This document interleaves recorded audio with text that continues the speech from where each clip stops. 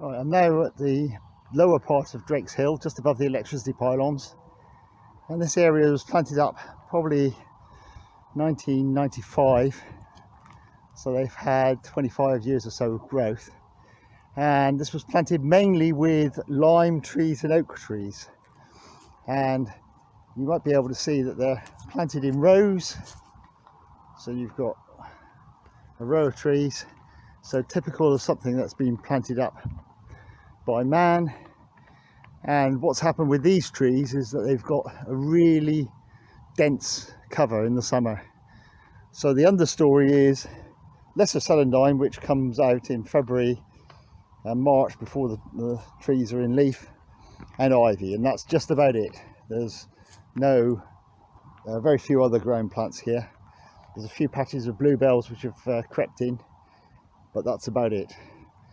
So and the other thing with these trees is the lime trees. Many of them, like this one, are multi-stemmed. Now normally lime trees would grow up as a standard tree.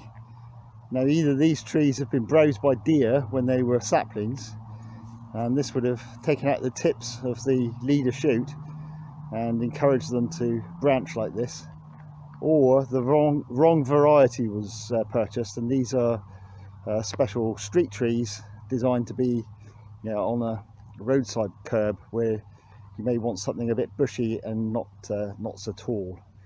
The other thing that this is, the other effect that this is happening, and you can see it from this oak tree here. This oak tree, despite being 25 years old, is really thin, and a lot of the oaks are really thin because the limes have just taken all of the light. And when you're planting up trees, if you plant a mixture of trees, if you've got oak amongst them, another really thin oak there, they don't do very well because they're a slow growing tree, and all the other hardwoods native hardwoods outcompete them. So you have to thin in order to ensure that these oak trees have got some sort of chance of surviving. So it looks pretty devastating, but I have been thinning out a certain number of lime trees. I've picked lime trees that have got a particular branching or particularly sparse. Now I probably haven't thinned out nearly enough, but I'm going to see how this goes this summer, and then we might be looking at taking out some more of the lime trees next year.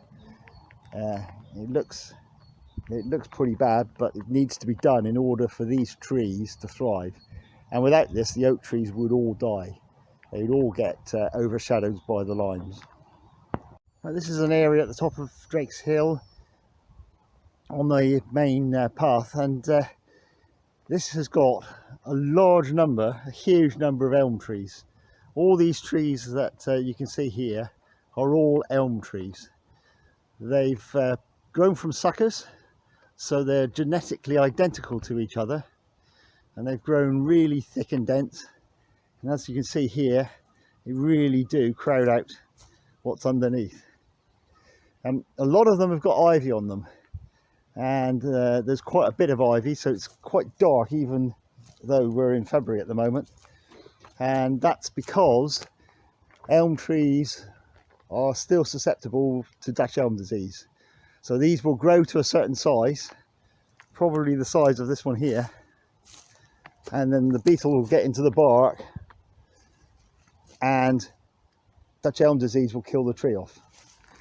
And we've had numerous trees here die, fall over. They last quite a while dead, so they'll stay upright for quite a while dead and then fall over.